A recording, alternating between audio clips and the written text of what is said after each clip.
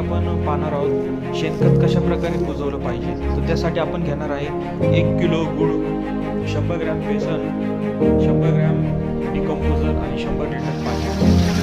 गूळ व्यवस्थित मिक्स करून 100 लिटर पाण्यामध्ये मिक्स करायचा. त्याच्यानंतर 100 ग्रॅम बेसन व्यवस्थित 100 लिटर पाण्यात मिक्स करायचं. त्याच्यानंतर डिकम्पोजर 100 ग्रॅम पाण्यामध्ये मिक्स करून व्यवस्थित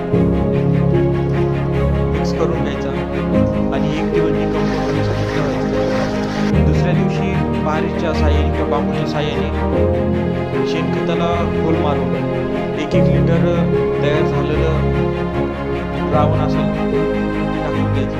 आपल्याला 7 ते 8 दिवसानंतर त्याच्यामध्ये मायक्रोवेल ॲक्टिव्हिटी झालेली दिसेल, त्याची प्रोसेस सुरू झालेली दिसेल. तर अशा प्रकारे आपण आपल्या शेतामध्ये आलेलं शेणखत कुजवलं पाहिजे, जेणेकरून आपल्या पिकाला निश्चितच फायदा होईल.